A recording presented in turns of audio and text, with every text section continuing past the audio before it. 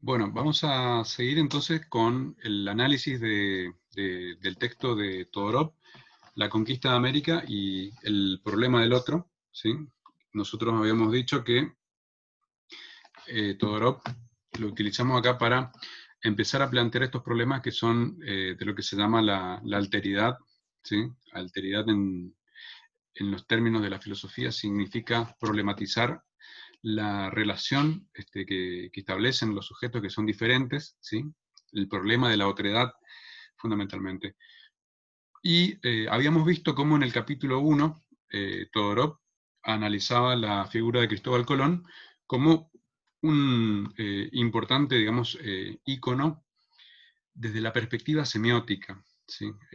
Lo estamos analizando entonces a partir de toda la carga sígnica que implica el contacto de culturas diferentes, de sociedades diferentes, pero fundamentalmente en la perspectiva hermenéutica, ¿sí? De la interpretación que van haciendo los sujetos. Nosotros vimos entonces, para hacer un breve repaso del capítulo anterior, el capítulo 1, que Colón, entre otras cosas, es un gran lector de signos, ¿sí?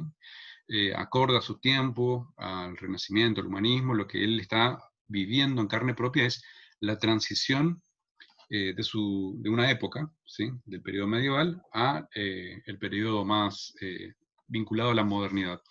Y esas marcas las habíamos visto entonces en la interpretación, por un lado, digamos, de la naturaleza, y por el otro lado también cómo la tradición medieval todavía calaba hondo en la mentalidad de Cristóbal Colón.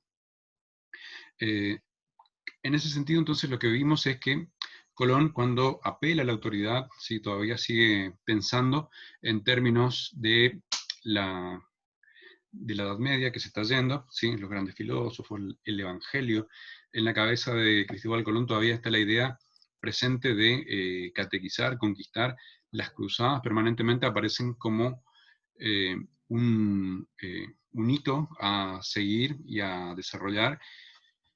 Y también eso es lo que vamos a ver a partir de acá, con la llegada de los siguientes conquistadores. En el capítulo 2 tenemos entonces que los conquistadores, en el caso de Cortés, que es lo que vamos a ver fundamentalmente con más detalle, lo que vemos es, en la perspectiva de Todorov, por qué los europeos, en este caso representados por los españoles, logran la conquista, ¿sí? Del llamado así Nuevo Mundo, ¿sí? Estamos ya en una época en la cual fehacientemente se conoce, se sabe con certeza de que estamos frente a una situación completamente distinta.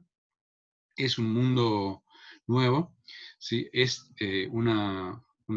digamos, un espacio que se está abriendo a la conquista, y en este caso, digamos, las fuentes son los cronistas, ¿sí?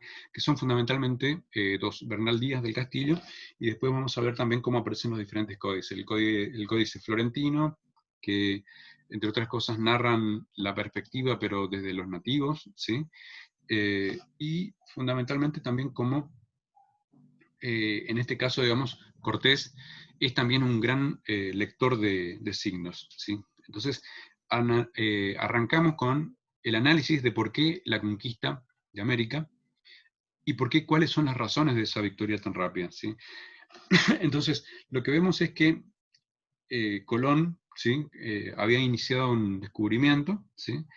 El descubrimiento da paso a la conquista, ¿sí? Y la conquista que tiene fundamentalmente otros objetivos que tienen que ver con el sometimiento del otro, pero no solamente con el avasallamiento propio, digamos, de una nación, de un estado sobre otro, ¿sí? Lo que vemos es que Cortés rápidamente interpreta, en lo que dice Todorov, la comunicación humana, ¿sí? Y en esa comunicación humana lo que descubre muy rápidamente es qué estaba sucediendo con esos habitantes de ese lugar, ¿sí?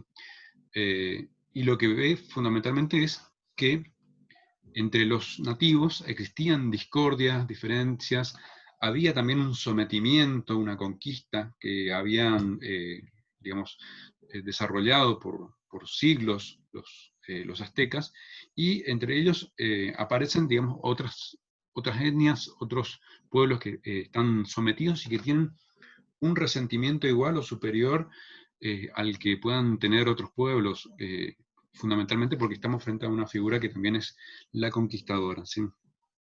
Entonces, ahí es donde vemos esta figura de los tlaxcaltecas, ¿sí? Que son los que van a facilitarle a los españoles posteriormente la conquista, van a ser sus mejores aliados, en el sentido de que digamos, este pueblo que había sido sometido, había sido vencido por los aztecas, rápidamente se predispone a brindarle un auxilio, una ayuda a los nuevos conquistadores. Y ahí es donde aparece también una de las principales razones de la victoria de Cortés. Porque, digamos, entre otras cosas, analiza Todorov que no solamente se debe a las armas de fuego, a las armaduras, al caballo, que si bien son factores importantes, no pueden ser nunca los únicos ni tampoco decisivos, dice Todorov. ¿Por qué? Por el reducido número que componían los mismos españoles, ¿sí? Era imposible que pudiesen enfrentar un ejército de miles de soldados, que además estaban fuertemente armados. A pesar de que no conocían la pólvora, eran lo suficientemente fuertes como para presentar batalla y posiblemente con mucha certeza, tal vez, derrotar rápidamente a los europeos que estaban ahí. Entonces, una de las razones que plantea, digamos, Todorov, a partir de la fuente que utiliza, es que fundamentalmente estas alianzas que se están viendo son las que facilitan la entrada y la rápida victoria. En este caso, el cronista que empieza a citar es Bernal Díaz del Castillo. Y Bernal Díaz del Castillo entonces también empieza a narrar diferentes aspectos que tienen que ver con la cosmogonía, con el panteón de los dioses, ¿sí? Ahí donde vemos la figura de Huichilobos, por ejemplo, o Huitzilopochtli, ¿sí? Que es, digamos, una divinidad en la que los españoles tienen una serie de reparos, digamos, porque Bernal Díaz del Castillo, más allá de que tiene esta mirada imperial, permanentemente también se refiere a este tipo de deidades o de creencias que tenían los pueblos nativos como los ídolos, ¿sí? Ahí entonces también vemos una perspectiva hermenéutica que empieza a cruzarse. O sea, por un lado, los europeos ven y dicen, bueno, estos son los ídolos que adoran los pueblos, etcétera, pero también hay una interpretación rápida, ¿sí?, de la situación de cómo Bernal Díaz del Castillo y cómo los españoles van a ver la representación de sí que hacen los mismos aztecas, ¿sí? Que estos, dice, digamos, Todorov, a partir de esta fuente, se autoperciben a sí mismos como los dignos herederos de los, dice en la página 68, dice los legítimos herederos de los toltecas, en el tercer párrafo, ¿sí? Dice que aparecen como los legítimos sucesores de los toltecas, una dinastía que es anterior a ellos, y que de alguna manera también son los que legitiman el poder del monarca que en ese momento está en el poder, que es Moctezuma, ¿sí? Moctezuma, que es quien va a también tener un rol bastante relevante en relación a facilitar de alguna forma la conquista, por una interpretación que también tiene que ver con una lectura, ¿sí?, de la naturaleza, pero fundamentalmente una lectura sígnica, ¿sí? Dice Todorov que acá lo que se puede ver es que, si bien los nativos tenían un lenguaje, una comunicación con el medio, ¿sí?, esta comunicación estaba dirigida fundamentalmente a la interpretación de los signos del mundo. ¿Qué quiere decir esto? Quiere decir que el universo, la concepción, la percepción del tiempo, ¿sí?, era una percepción determinística, ¿sí? En esa percepción determinística, entonces, habían una serie de personajes que, como el tiempo era visto de una forma cíclica, necesariamente tenían que volver y retornar, y ahí es donde aparece esta figura que es el personaje de Huichilobos, ¿sí? o Huitzilopochtli, como después lo vamos a ver. Esa percepción determinística entonces tiene que ver con esa concepción circular y que tiene que ver también con una lectura de los signos que van apareciendo. Ustedes, nosotros vimos ya como Colón, por ejemplo, que es un experto intérprete de la naturaleza, logra anticipar un eclipse.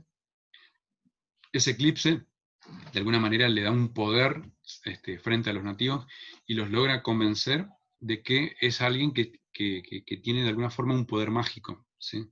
Bueno, en ese sentido, entonces, la perspectiva que va a plantear acá Cortés frente a Moctezuma tiene que ver con cuando descubre, ¿sí?, digamos, estado de la cuestión,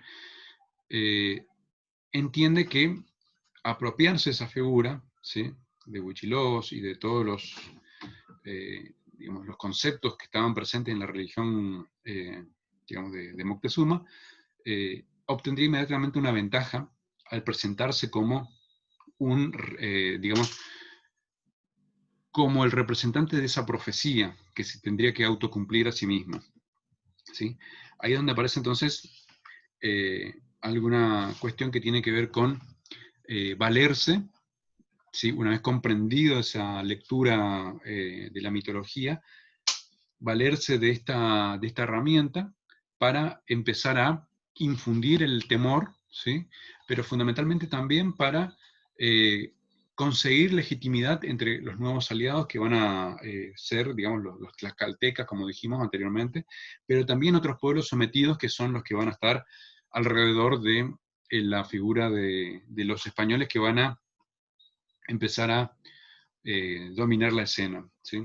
Ahí es donde entonces Cortés empieza, como dijimos, a sacar provecho de esta situación, ¿sí?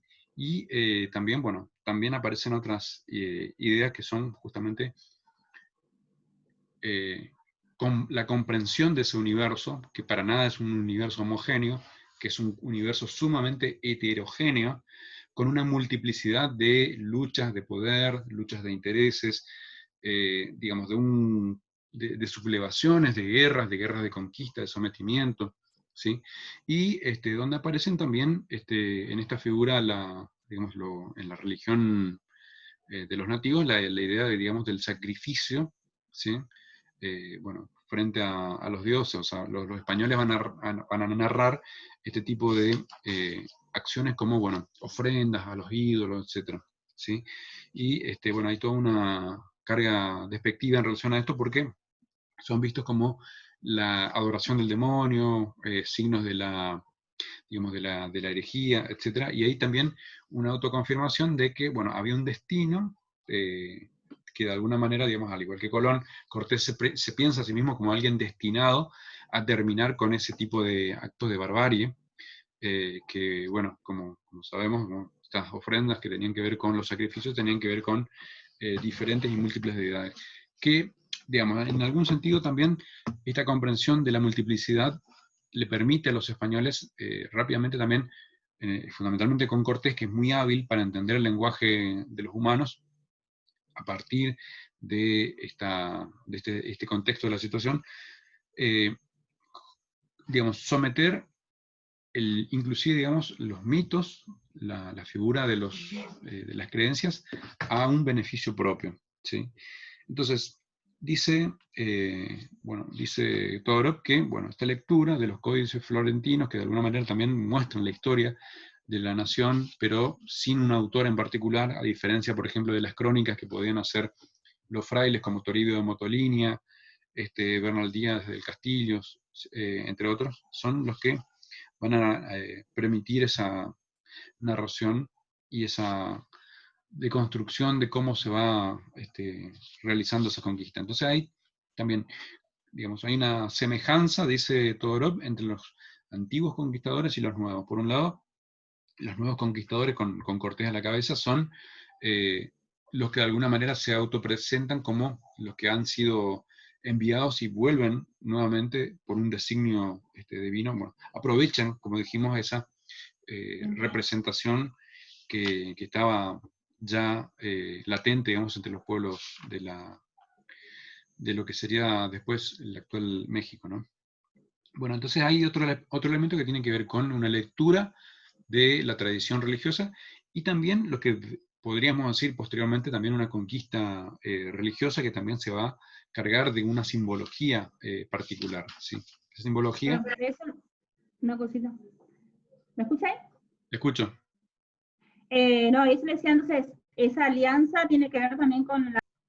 Entonces, Todorov analiza la figura de Moctezuma y cómo aparecen los signos, digamos, la lectura que hace Moctezuma de los signos. Dice que Todorov dice que tanto unos como otros hacen una interpretación de una forma de comunicación que también es diferente en cada caso.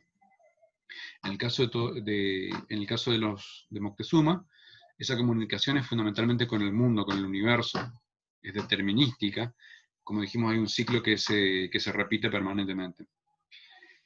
Y en el caso de Cortés, lo que nosotros vemos es fundamentalmente una lectura de la comunicación entre los hombres, fundamentalmente. ¿Sí? Esa comunicación de los hombres, ¿cuál es? Bueno, la política, el arte de la dominación. Bueno, también ve ahí Cortés que el aprendizaje de una lengua, que es la lengua de los nativos, le permite dar otra herramienta muy poderosa para comunicarse y obtener información. ¿Sí?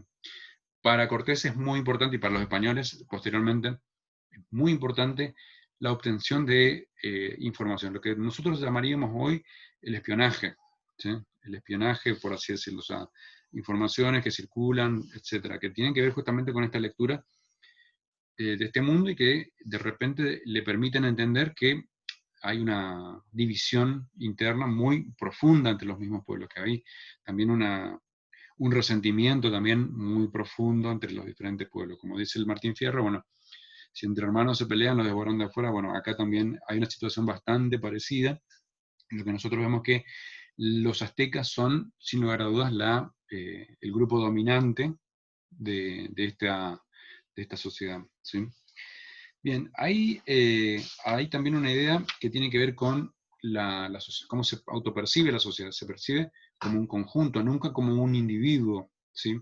Y en ese sentido es donde también hay una interpretación sobre bueno, cuál es el sentido de la muerte, del sacrificio. Los hombres que se sacrifican, como dice acá Todorov en algún momento, digamos, que son descritas en las crónicas, tienen que mostrarse felices, ¿sí? O sea, sabemos que el horror para nosotros, o sea, para nosotros, a mí me parece algo terrible que te arranquen el corazón estando vivo, Sí. latiendo, etc. Y eso también nos muestra que, digamos, si nosotros lo vemos desde nuestra perspectiva no lo vamos a entender nunca, pero lo que nosotros lo que está detrás de ese ritual es justamente cómo el individuo debe someterse al grupo, ¿sí? O sea, el acto del sacrificio mismo es un acto de amor infinito porque se sacrifica la vida en pos de el bienestar colectivo. O sea, los sacrificios, después, bueno, al dios de la lluvia, etcétera, etcétera, tienen que ver con esa idea de que, bueno, el bienestar va a llegar para el grupo, gracias al sujeto que se sacrifica. ¿Sí?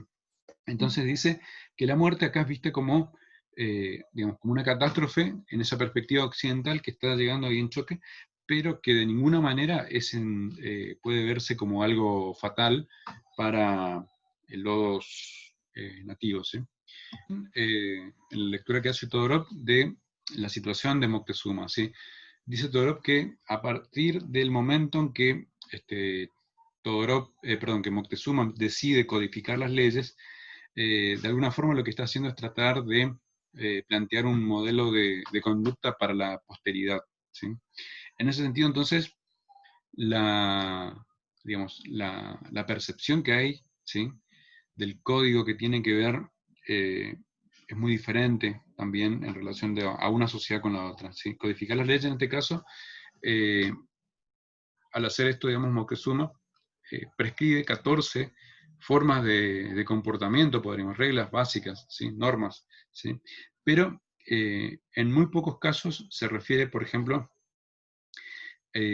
a la cuestión de, digamos, que son muy completamente diferentes. Digamos, o sea, solamente hay dos elementos que son similares, que se parecen, digamos, que son el castigo del adulterio y el robo, que podría decirse que el resto, digamos, plantea un uso colectivo, el bien como el bien común, ¿sí? La idea esta que hablábamos recién del sacrificio del sujeto por la masa, etc.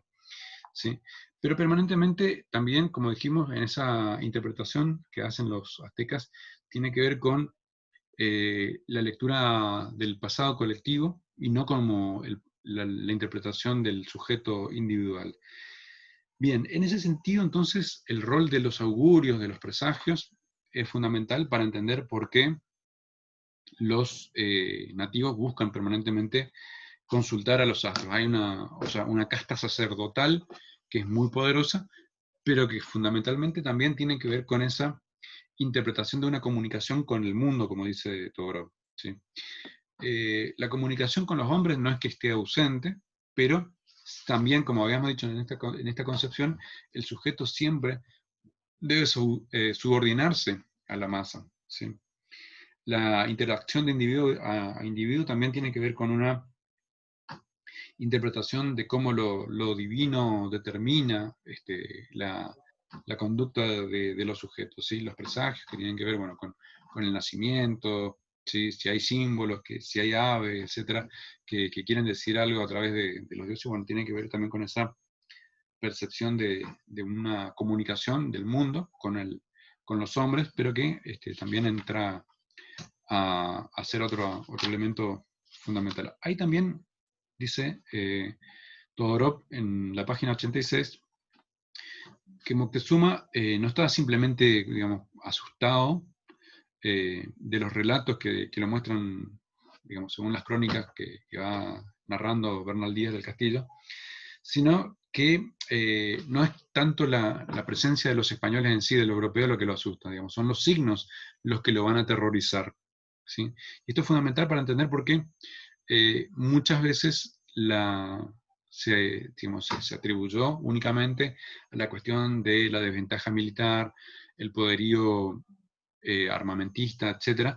Pero lo que dice Todorov, a partir de las crónicas de Bernal Díaz, es que hay un temor de parte de Moctezuma porque se da cuenta que algo no está cerrando en esa lectura del universo. Todo indicaría que su tiempo se está terminando, ¿sí? Entonces Moctezuma llama una vez, otra vez a otros sacerdotes, a diferentes, y les va realizando diferentes consultas y todas le dan, digamos, resultados catastróficos, digamos. Es eso lo que lo atemoriza y de alguna forma también dice Todorov que es lo que no le permite actuar, ¿sí? Hay una inacción propia del temor, ¿sí? Y que de alguna forma los signos le anuncian la derrota, ¿sí? Esa derrota es la que le permite, digamos, es la que lee de esa comunicación del universo con el mundo, podríamos decir, fundamentalmente, es a través de los adivinos, de toda esta cuestión. Entonces, dice Todorov que Moctezuma, ¿sí?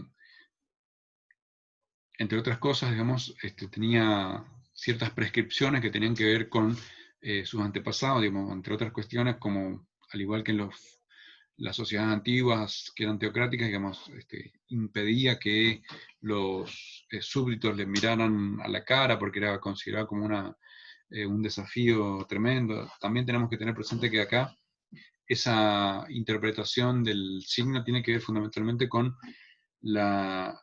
digamos, el castigo, ¿sí? Hacia quien transgrede la norma y, bueno, entre otras cosas, por ejemplo, las reacciones que va a tener Moctezuma en relación a aquellos que le informan de estos augurios que son negativos. Dice Todorov que Moctezuma castiga de una forma brutal a quienes él considera que son los que están fracasando en el plano de las relaciones humanas. O sea, también a los espías y a los informantes que van y le avisan, le informan que los españoles están llegando, etcétera, que hay extraños en su comarca, en sus territorios. Pero también, como dijimos, digamos, los magos, como dijimos, que profetizan y que le dan estos presagios sobrenaturales, también por haber presagiado de tal manera esos augurios, también son castigados y muchos de ellos son encarcelados o son condenados a muerte, digamos, directamente.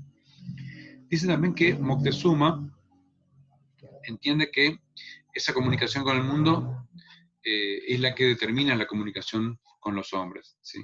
Y ahí es cuando, en la página 90, dice Todorov, en el último párrafo, cuando los dirigentes del país desean entender el presente, se dirigen con toda naturalidad a los no conocedores de los hombres, sino que practican el intercambio con los dioses, a los maestros de la interpretación, ¿sí? Dice Todorov que entre las razones por las cuales Moctezuma es derrotado, fundamentalmente está por esta cuestión de que si Moctezuma hubiera prestado atención a cómo se desarrollaban las acciones, cuáles eran las ambiciones, los deseos de los españoles, posiblemente iba a tomar y iba a poder reaccionar a tiempo para enfrentarlos de otra forma, que era, digamos, justamente derrotarlos con la fuerza militar, ¿sí? Entonces, esa inacción, ese tiempo que va pasando, hasta que finalmente se hace imposible que pueda seguir prosperando todo el tejido de alianzas que ya habían cercado, digamos, directamente a los aztecas. Dice que también, digamos, los aztecas tenían una serie de rivales que estaban dando vuelta, digamos que no eran solamente los tlaxcaltecas, sino que también estaban los tarascos, los huastecas, ¿sí? Y estos tenían, digamos, una percepción completamente diferente en relación a, digamos, cómo podían ver y percibir esta forma, digamos. Van a ser estos los que van a fundamentalmente permitirle entrar a la ciudad de Tenochtitlán, que justamente es la ciudad donde gobernaba el emperador Moctezuma. Dice que también hay una, digamos, esto es a partir de una serie de relatos que se van construyendo, bueno, y que la llegada de los españoles siempre va a estar precedida de presagios, fundamentalmente. Esa, en la lectura siempre estamos hablando de Moctezuma. Estos presagios, digamos, que tienen que ver, que anuncian la desgracia, la muerte, etc. Bueno, también Todorov desconfía de que muchas de estas crónicas son las que se construyen posteriormente a los hechos, ¿sí? Así que también ahí se reserva esta idea de que, bueno, posiblemente mucha de la épica y de la hazaña realizada por los europeos tiene que ver con la interpretación y una lectura posterior que se hizo sobre una rápida conquista, y que esa fue, digamos, también un poco la forma en que se presentó esto en Europa, ¿sí? También se permite, se admite esta posibilidad de que, bueno, hubo en realidad una complejidad mucho mayor a la que efectivamente reflejan las fuentes, ¿sí? Eso tiene que ver con una interpretación del semiólogo que hace sobre esto que está encontrando frente a sí.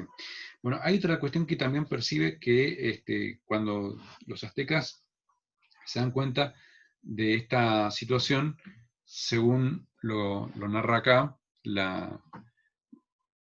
todos creen recordar presagios que ya han sido anunciados anteriormente y que son parte de lo que sería básicamente el Chilam Balam, que sería el libro de las profecías, que de alguna manera nuevamente empieza a circular de otra forma. También vemos también que Moctezuma tiene esta lectura determinística, pero en Cortés también esa idea de la providencia divina es otro de los elementos que aparecen como lo determinístico y de la circularidad, ¿sí? De alguna manera también cuando los españoles llegan a la ciudad de Tenochtitlán, empiezan a, en sus cabezas, reproducir aquello que conocían y, bueno, describen los templos de los aztecas como mezquitas, por ejemplo. Y eso tiene que ver también con lo que estaba pasando en 1492, que era fundamentalmente que lo habían terminado de echar a los moros, por ejemplo, y que también tiene que ver un poco con esa idea de el otro, el infiel, etcétera, como alguien que aparece como, bueno, siempre cercano a aquel enemigo histórico, que en este caso eran los árabes, los españoles, los árabes, perdón, que habían sido expulsados de España en 1492, los moriscos, como lo llamaban los españoles, ¿sí? Bien, ahí también hay una reacción que tiene que ver con, digamos, casi una reacción instintiva que tiene que ver con la dominación de entender que el otro es un inferior diferente, ¿sí?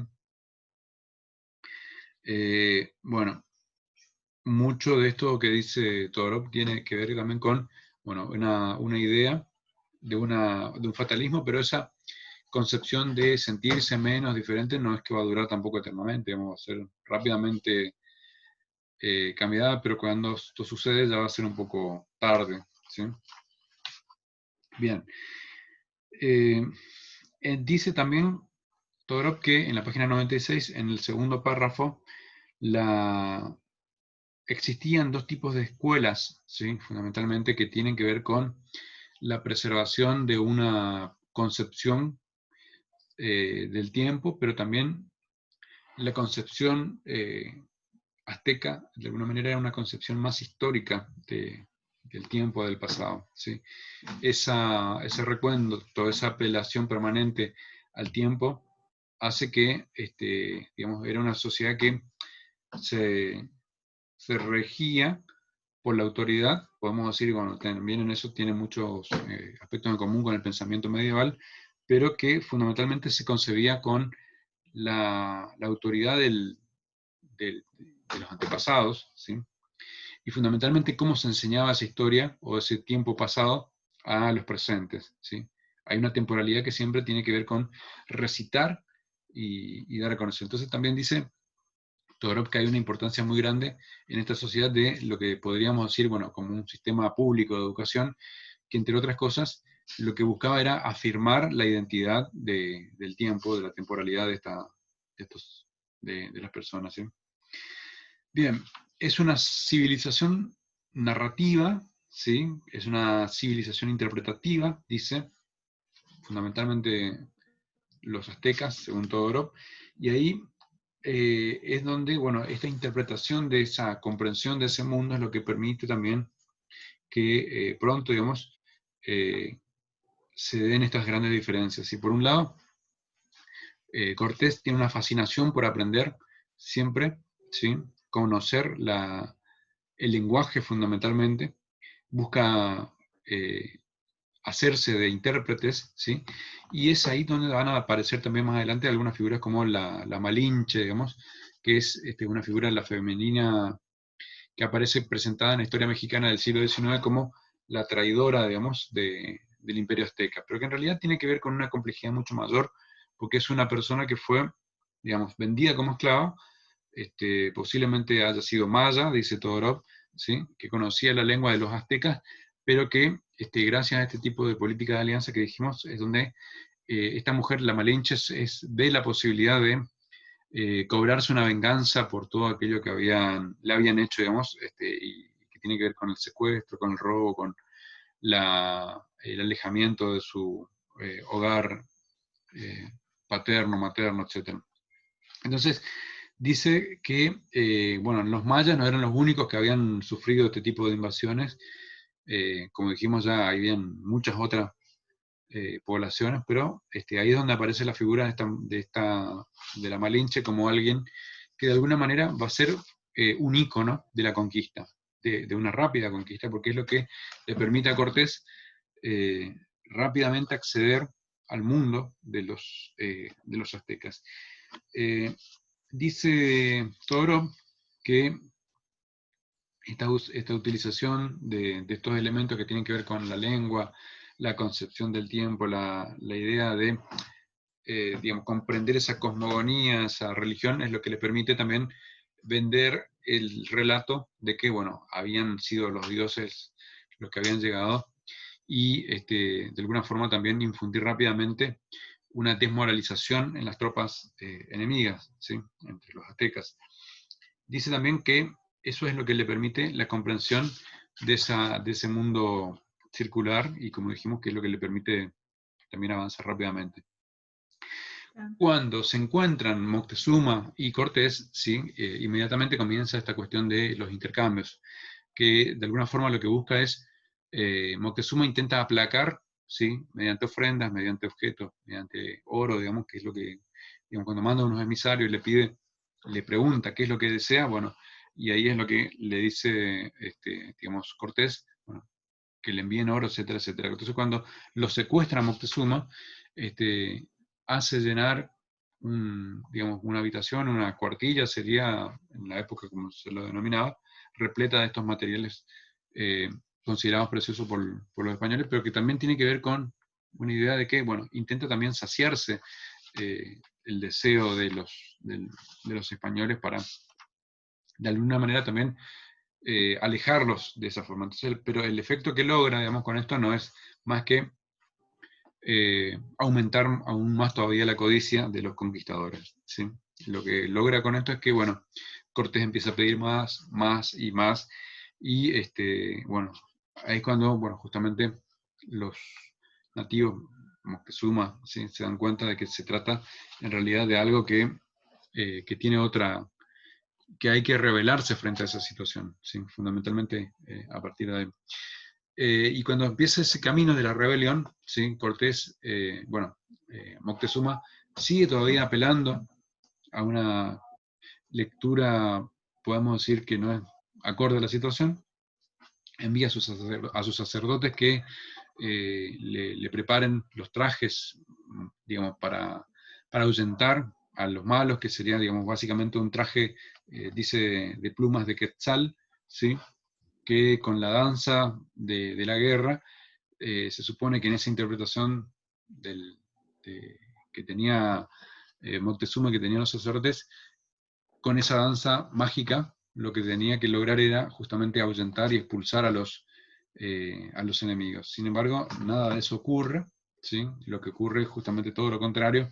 El cerco todavía se cierra más, ¿sí?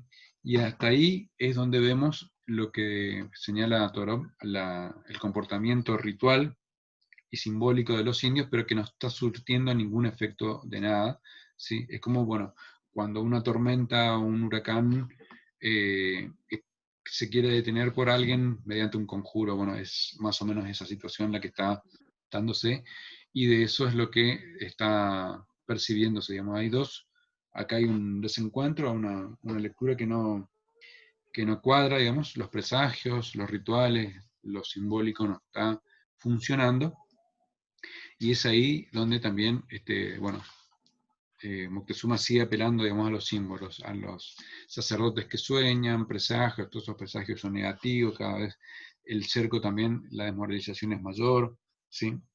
Bien, y ahí es donde también vemos que digamos, esa lectura que hacen los españoles se va volviendo cada vez más determinante, ¿sí? Dice Toro, bueno, el comportamiento de los españoles sigue siendo incomprensible para ellos, para los aztecas, digamos. ¿Para qué quieren oro? ¿Sí? Y ahí es donde se autorresponde Moctezuma. Débenlo comer estos dioses, por eso es que lo quieren tanto, ¿sí? Cortés había dado esta explicación, los españoles necesitaban oro porque lo usan para curarse de una enfermedad, ¿sí? Cortés ya es consciente de que, bueno, hay una interrogación, si queremos decir, un deseo de saber qué fin se le da, ¿sí? Y esta es la respuesta que obtiene, digamos, que hace circular eh, entre los aztecas.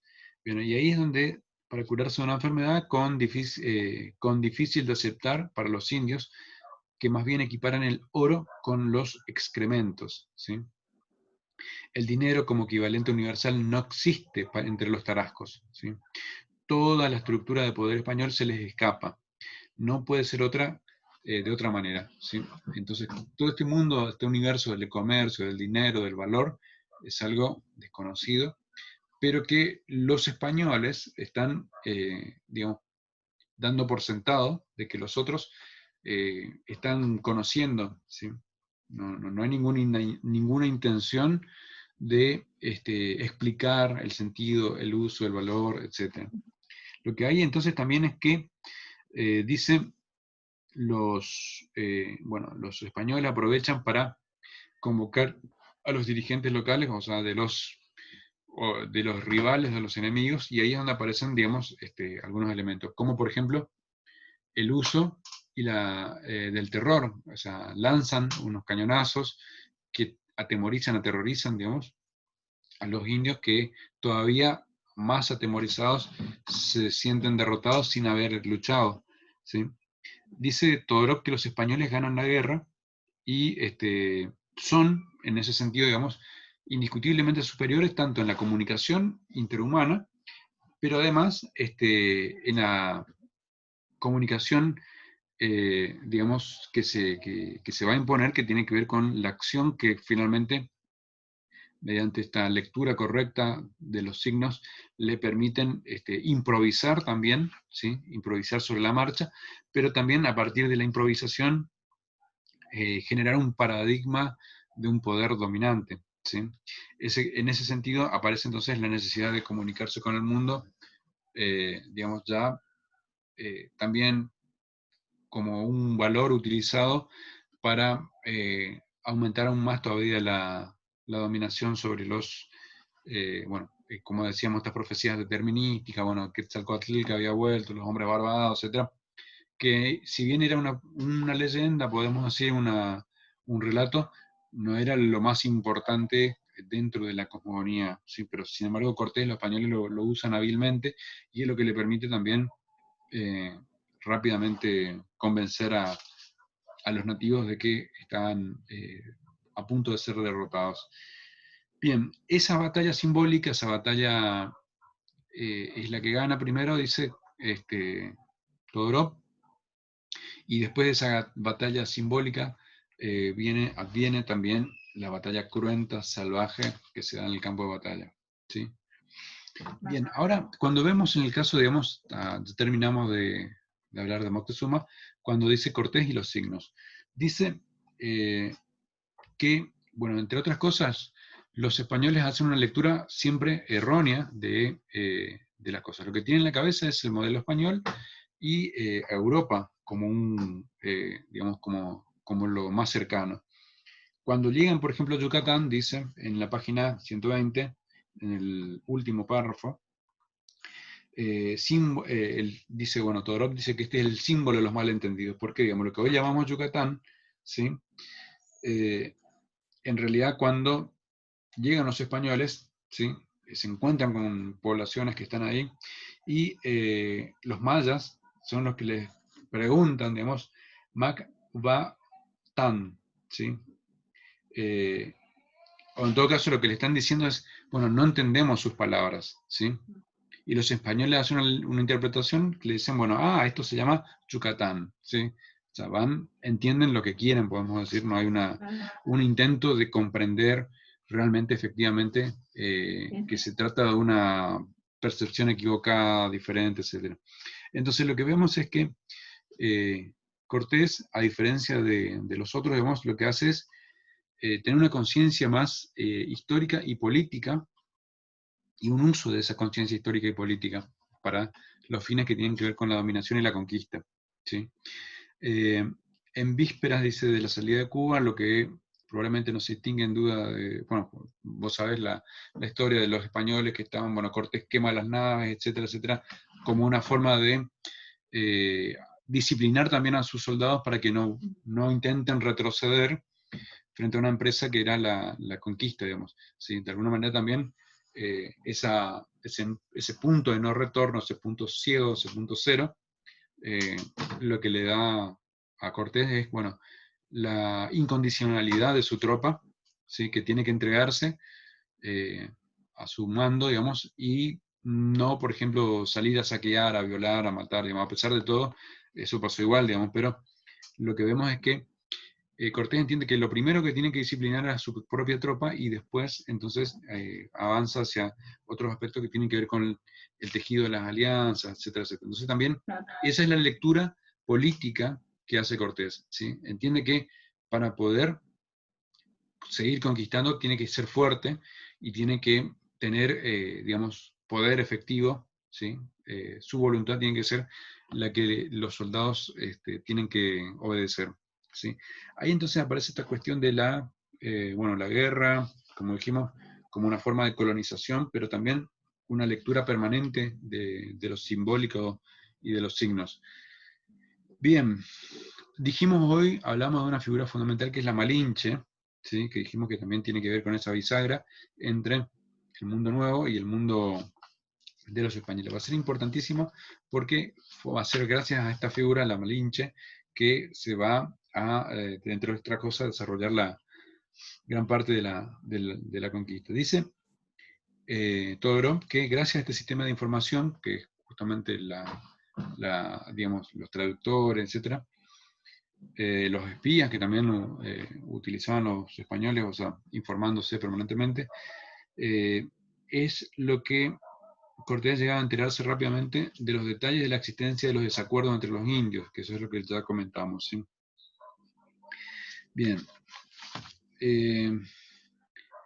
Para ir terminando y cerrando con esta cuestión, dice entonces que la comunicación entonces va a ser crucial, y esa serie de alianzas entre españoles y tribus rebeladas va a ser en realidad lo que le va a permitir a Cortés y a los españoles el sometimiento. Lo que viene después de la conquista de México, ¿sí?